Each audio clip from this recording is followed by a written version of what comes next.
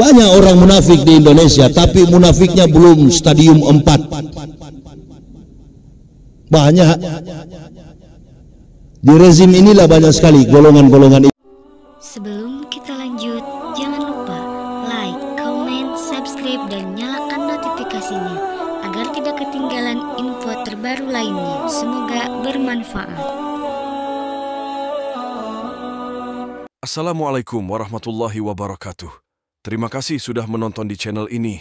Biasakan nonton sampai selesai. Berikan komentar, like videonya jika suka, dan bagikan link videonya. Subscribe. Assalamualaikum warahmatullahi wabarakatuh. Alhamdulillahillazi arsyadal ukula ila tauhid wa hadaha wa awdaha adillata wahdaniyati wa jallaha wa abtala bibarakinil haq subahal batil. Asyhadu an la ilaha illallah wahdahu la syarikalah wa asyhadu anna muhammadan abduhu wa rasuluh allazi la nabiyya ba'da. Allahumma fasalli wa sallim ala imamil abrar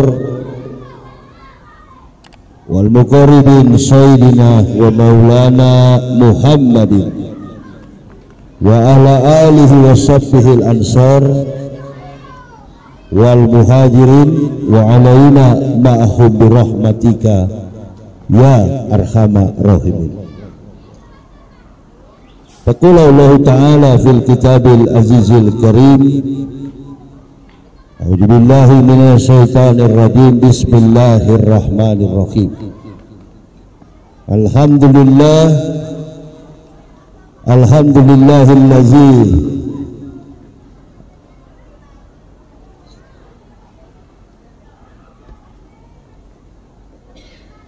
arsadal ukula ila tauhid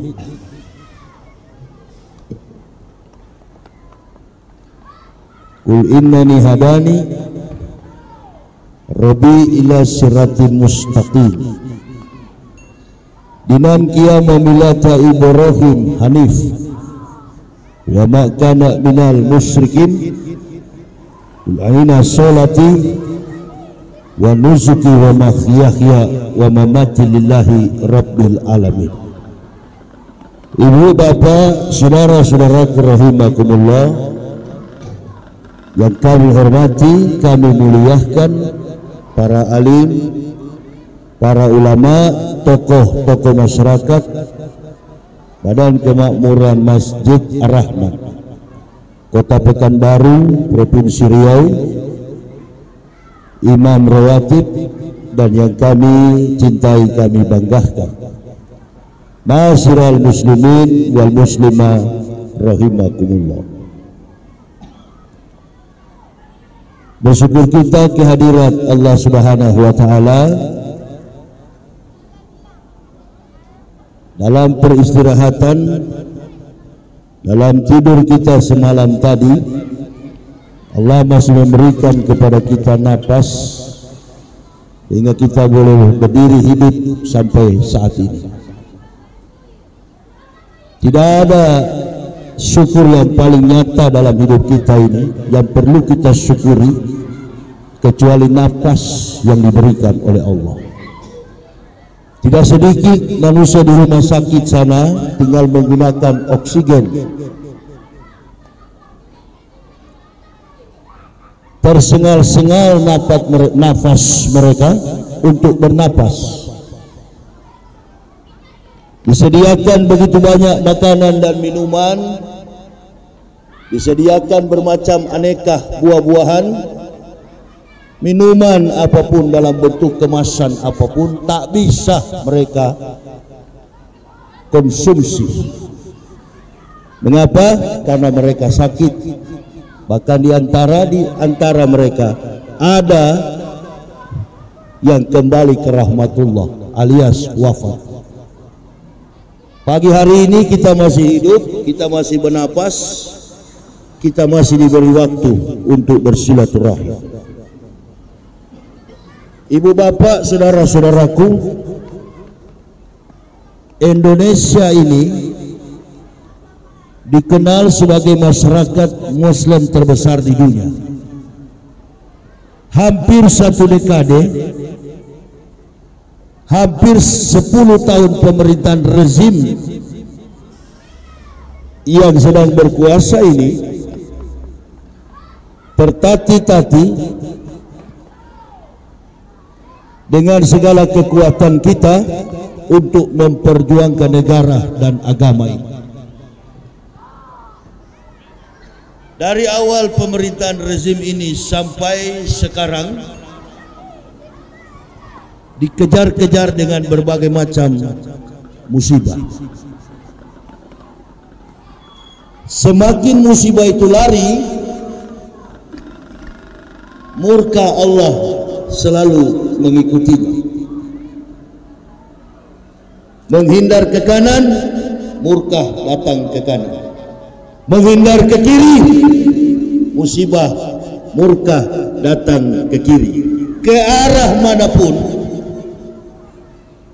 murka selalu mendatanginya. Ini kesimpulannya, negara kita ini tidak diberkahi. Orang-orang munafik, penjilat dan pencari muka selalu mengatakan, alhamdulillah katanya, dengan kepemimpinan sekarang segala sektor kehidupan, sektor pemerintahan berhasil. Hanya penjilat, hanya pemakan kotoran kafir yang suka mengatakan begitu. Salah seorang guru daripada Imam Syafi'i, mantan penjahat, mantan maling, mantan perampok, berbagai macam kejahatan pernah dilakukan oleh Fudail bin Iyad. Itu adalah salah satu gurunya Imam Syafi'i. Kemudian beliau bertaubat, taubatan nasuha, betul-betul bertaubat kepada Allah, betul-betul bertaubat, taubatan nasuha. Kemudian beliau menjadi guru, dan sembarang guru yang mendidik salah satu imam kita, Imam Syafi'i. Dalam sebuah kesempatan beliau bilang begini, keburukan itu diletakkan dalam sebuah rumah, sedang cinta kepada dunia adalah kuncinya. Keburukan diletakkan di dalam rumah, sedang kuncinya adalah cinta kepada dunia.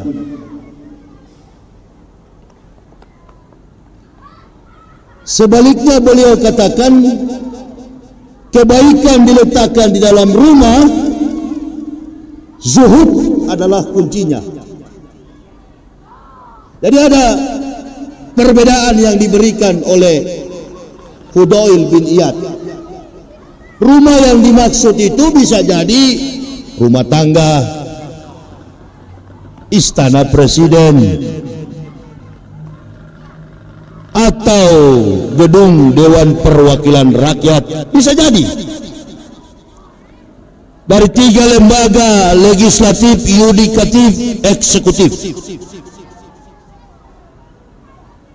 memberikan sebuah wacana dalam kehidupan masyarakat luas secara global dan Indonesia, negara kita. Berulang-ulang saya katakan, jangan pernah mimpi kita negara ini akan kuat kalau Islam lemah. Negara ini akan kuat kalau Islam kuat. Tunggu saja, kehancuran negara ini akan hancur, betul-betul hancur ketika Islam lemah. Dari beberapa minggu yang silam, beberapa bulan yang lalu, bahkan beberapa tahun yang lampau. Tidak ada kejahatan lain yang dilakukan oleh sosok munafik pengkhianat besar agama ini, Panji Gumilang. Mengagetkan seluruh masyarakat Indonesia. Ada yang pro, banyak yang kontra, banyak yang melawan argumen si munafik ini. Dan orang-orang seperti inilah, kata Nabi Sallallahu Alaihi Wasallam, bahkan kata Allah dalam Al-Quran, yang bisa menghancurkan Islam dengan seketika.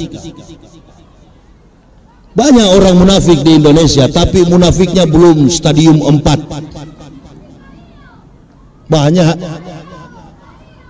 Di rezim inilah banyak sekali golongan-golongan itu. Jadi bagus. Jokowi jadi presiden, ada plus minusnya. Mana plusnya? Plusnya ini adalah orang-orang munafik muncul ke permukaan. Itu bagusnya rezim ini. Kan sebenarnya yang jadi presiden bukan Pak Jokowi, yang jadi presiden Prabowo. Karena Prabowo yang menang. Tapi yang dilantik, yang diangkat oleh Allah menjadi presiden Jokowi. Nah itu. Terima. Apa antum mau bantah? Tidak ada. Segala sesuatu Allah yang tentukan. Orang mau diangkat jadi pejabat, orang dihancurkan oleh Allah. Dari tingkat yang tinggi jatuh ke tingkat rendah, dari rendah naik ke tingkat paling tinggi, itu karena Allah. Nah ini yang tidak menjadi pelajaran dalam kehidupan kita. Fudail bin Iyad ini mantan bajingan, mantan penjahat, mantan pencuri, mantan perampok. Jadi dia tahu kondisi dalam sebuah rumah. Untuk dia rampok, untuk dia curi. Nah kita belajar dari situ. Saya, ibu bapak, jangan pernah ibu bapak berpikir pulang dari Masjid Ar-Rahman saya dapat ilmu. Siapa yang ceramah? Yahya Waloni. Beda dengan UAS yang datang. Kalau Ustadz Abdul Somad itu memang orang berilmu, sekolahnya sekolah Islam. Saya tidak pernah sekolah Islam. Dari latar belakang seperti Fudail bin Iyad, dari latar belakang seperti Umar bin Khattab. Kami bukan hanya masuk Islam, kami malu kalau hanya beragama Islam. Apalagi munafik terhadap agama yang sudah menyelamatkan kami sekeluarga. Allahu Akbar. Dijauhkan ya Allah dari pikiran, tutur kata, dan perbuatan kami yang sudah Engkau berikan hidayah. Tapi yang hari-hari terakhir ini, Allahu Akbar ya Karim, banyak pemimpin negara kita bergonta-ganti. Baru kali ini ya, Islam terkapar, betul-betul jatuh di tingkat paling rendah hanya karena satu iblis tua.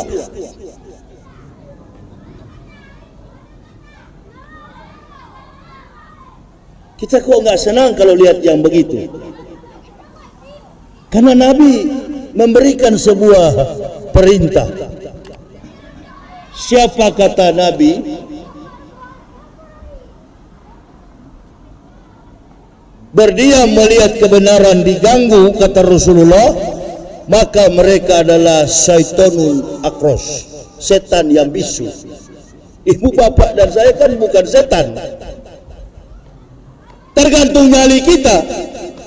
Siapa yang berani bicara? Tapi sekarang ini kan orang bela agama itu sudah nggak concern. Bahkan ada satu munafik di Pekanbaru ini kemarin, saya tegur dia. Dia mengaku dia sebagai ustadz.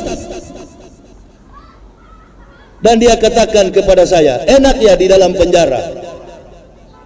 Perih ya di dalam penjara. Ustadz itu. Dia suka bimbing orang pergi umroh. Dia suka bawa orang. Kalau haji saya nggak tahu apa dia sudah haji apa belum. Dia bilang dia belajar bahasa Arab, dia jago bahasa Arab. Saya katanya orang yang tidak mengerti ilmu Islam. Allahu Akbar. Siapa juga yang mengangkat diri saya ustaz? Ibu bapak datang di pagi buta ini, jangan pernah berpikir pulang dapat ilmu dari saya. Ibarat handphone, berulang-ulang saya katakan, saya itu cuma charger, bukan komponen IT yang ada pada handphone ini.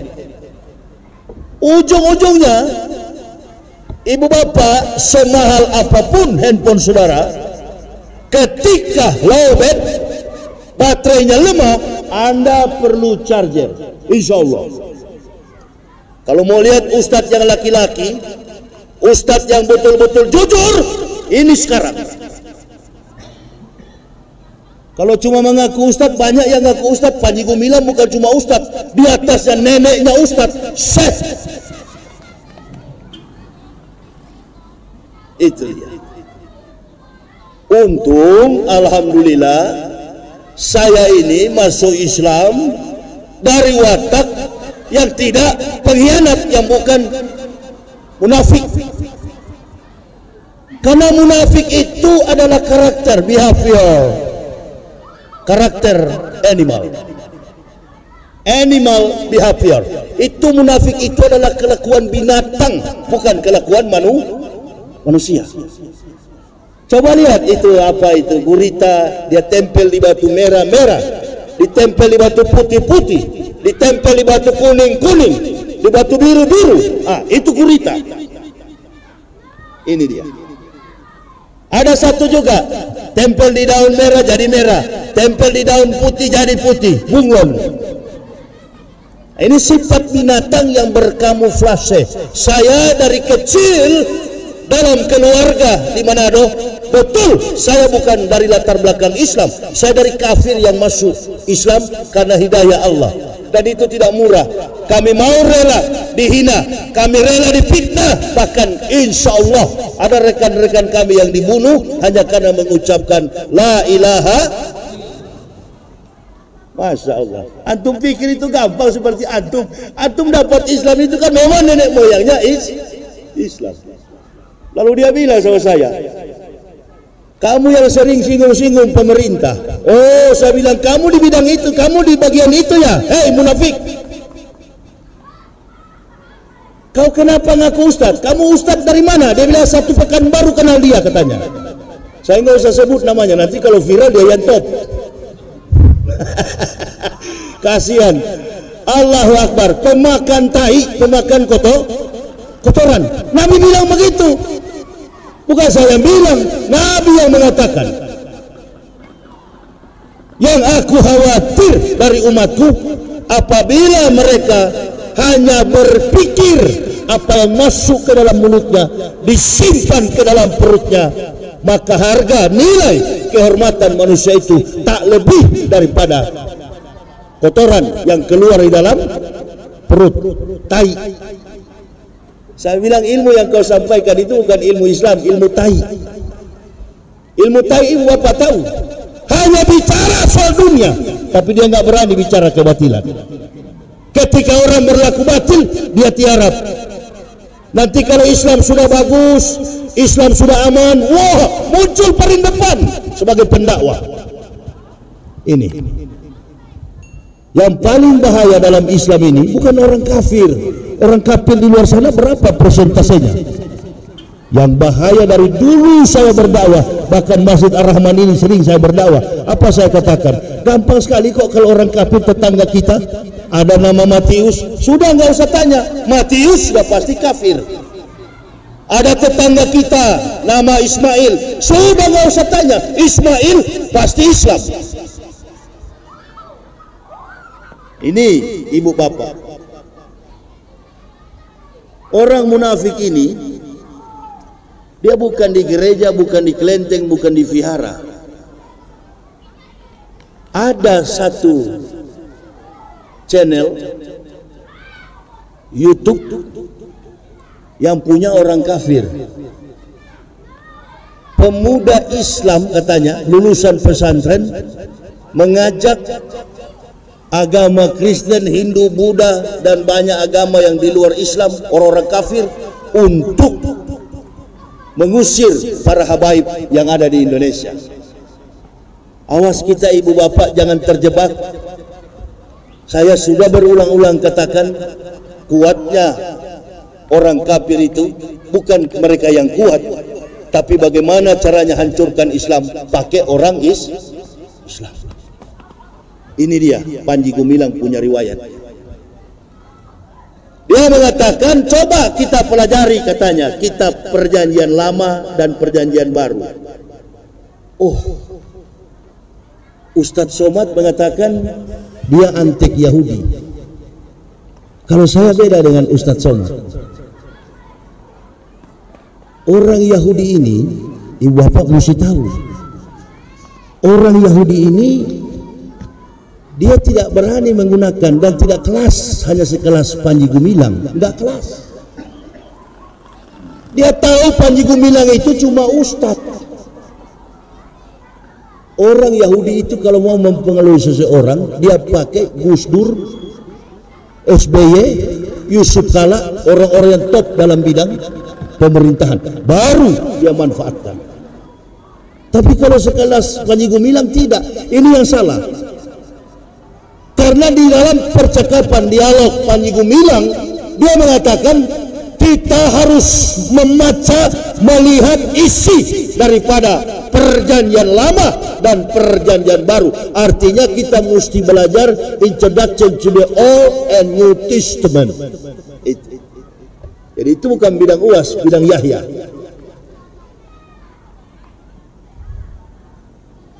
Jadi dia itu bukan orang Yahudi, adapun dia menyanyikan lagu Yahudi. Dia sengaja bersinggungan dengan Yahudi supaya orang arahnya ke sana. Yahudi tidak sembarang membuka pintu, apalagi dia hanya sekelas ustaz. Ini mesti dipahami. Saya paham betul taktik dan gerakan Yahudi, saya tahu. Dia nggak ambil pusing kecuali urusan Freeport, baru Yahudi masuk. Freeport, tahu Freeport? McMoran, baru dia masuk campur. Tapi kalau urusan begini Yahudi tidak mau masuk campur. Bukan saya membela Yahudi, bukan, saya lebih tahu soal Yahudi. Bahkan dia menyanyikan Hafenu Shalom Alaihim, Hafenu Shalom Alaihim. Dia mengartikan Yerusalem, bukan Yerusalem. Bahasa sebenarnya urus salima.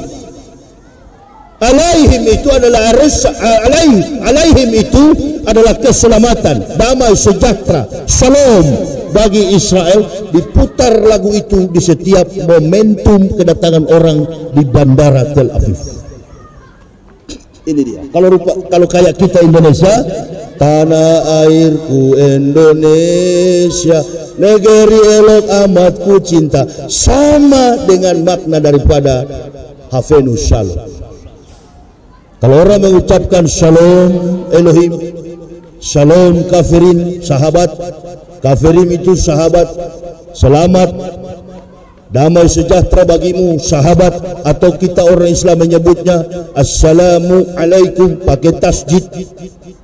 Nah, jadi argumen ini dia sengaja bonceng dengan Kristen, padahal dia tidak terarah ke situ. Dia ini otaknya kafirun. Makanya dia bilang apa? Masjid katanya, masjid dia katakan tempat orang-orang pelit.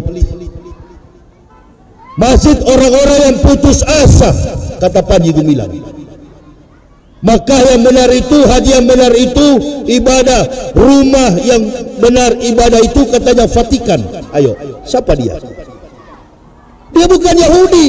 Yahudi itu agamanya namanya diurus Yerusalem. Orang awam menggunakan kata Yerusalem karena dalam penulisan abjad Ibrani tidak menggunakan vowel. Semuanya menggunakan konsonan kecuali alif seperti tanda X, alif kanan ke kiri. Maka disebutlah di situ Yerusalem pakai iot demi memudahkan orang awam Eropa, Amerika, Australia, Asia, Afrika untuk menyebutnya Yerusalem. Padahal bahasanya adalah Urusalim, Kanaan, Onian, Oniun. Itu. Nah, jadi ada persamaan, ada satu perbendaharaan kosakata grammar yang kuat antara Arabic and Hebrew, bahasa Ibrani. Nah, dia tidak kuasai semua. Dia tidak kuasai semua. Dia ke Yerusalem bukan dengan Yahudi, urusannya ke Yerusalem pasti dengan Ortodoks Kristen. Itu dia. Lalu dia mengatakan, Panji Gumilang, kita orang Islam ini harus belajar perjanjian lama dan perjanjian baru. Katanya waktu dia kuliah, dia pernah belajar satu semester, 6 bulan, supaya orang paham betul dengan bahasa perjanjian lama dan bahasa perjanjian baru. Dia tidak paham dalam teologi Kristen itu perjanjian lama itu menggunakan bahasa Ibrani, Hebrew, perjanjian baru itu menggunakan bahasa Greek, Yunani. Dia tidak paham itu. Dia bilang katanya dia baca tentang perjanjian lama, baca tentang perjanjian baru. Jadi kita umat Islam harus belajar katanya perjanjian lama dan perjanjian baru itu. Dia tidak paham betul apa isi perjanjian baru, dan dia katakan Injil, dia pakai istilah Injil. Allahu Akbar. Kalau ibu bapak mengidentikan, mengungkapkan, mengatakan Injil identik manusia Islam dan Kristen adalah tertuju kepada kitab orang Kristen, karena sudah menjalar di mana-mana. Dari pemikiran publik, Injil itu adalah kitab Kristen, Isa itu adalah Yesus. Padahal pemahaman ini keliru sekali. Injil itu tidak ada hubungan dengan Nabi Isa. Ketika Rasulullah SAW turun, diutus sebagai Nabi yang terakhir, Ahmad bin Abdullah. Injil itu terangkum dalam satu kitab, namanya Al-Quran. Sampai ada surat ibunya Isa di dalam Al-Quran itu, surat Maryam. Jadi Injil itu disempurnakan, hadir dalam bentuk manuskrip kitab suci secara teori ketika Nabi Muhammad SAW datang sebagai Nabi. Siapa yang mengatakan Nabi Muhammad akan datang sebagai Nabi? Kita periksa lagi. Siapa yang mengatakan Rasulullah akan datang sebagai Nabi? Sebelum Nabi Muhammad lahir, bahkan kakek Nabi Muhammad belum ada di dunia. 576 tahun, Nabi satu-satunya dalam Al-Quran yang mengatakan akan datang Nabi Muhammad adalah Nabi Isa alaihissalam, atau bahasa Ibraninya Yeshua HaMashiach. Itu. Jadi ibu bapak mesti periksa baik-baik pemahaman ibu bapak terkait dengan perjanjian baru. Jangan sampai diselewengkan oleh Panji Gumilang. Injil yang benar itu adalah Al-Quran. Taurat yang benar itu adalah Al-Quran. Zabur yang benar itu adalah Al-Quran. Su'ub Ibrahim, kitab Nabi Ibrahim yang pertama kali diturunkan malam pertama Ramadan adalah Su'ub Ibrahim, Mawa Musa. Berkaitan erat antara Ibrahim, Musa sampai kepada Al-Masih, Isa Al-Masih, Yeshua itu. Jadi dia nggak paham. Datang Nabi Muhammad, Injil itu nggak ada. Lalu katanya dia bilang, saya tanya kepada rektor saya tanya kepada dosen saya, kata Panji Gumilang. Karena dosennya mengatakan Injil yang ada itu palsu, kata Panji Gumilang. Injil yang ada itu palsu, nggak ada. Lalu Panji Gumilang katakan, kalau palsu ada di mana sekarang? Ini bagus sekali. Tapi dosennya katanya yang dari IAIN Jakarta menolak. Ya sudah, kamu jangan banyak tanya katanya, seolah dia pintar. Kalau tidak ada, cari tahu di mana Injil itu. Tanya kepada orang Kristen, ada nggak orang Kristen bisa buktikan Injil asli dengan bahasa asli? Apa kalau kita dalam Islam itu mushaf? tanpa translate, tidak ada terjemah, itu namanya mushaf Quran. Jadi ketika Al-Quran diturunkan dengan bahasa Arab, Nabi yang menerimanya berkewarganegaraan Arab, ditulis dalam bahasa Arab. Tanyakan ke Panji Gumilang dan seluruh orang Kristen, Injil itu dalam bahasa aslinya bahasa apa? Saya dari sana, ibu bapak, dan saya yang mempendetakan para pendeta. Walaupun jemaah di sini terpengaruh dengan orang Kristen. Oh ya itu kan dia pembohong, dia bukan rektor. Antum ini kan terpengaruh. Tahu saya bukan tidak tahu dengan dunia yang disebar-sebarkan Kristen. Sampai saya masuk penjara, dibebaskan oleh hakim.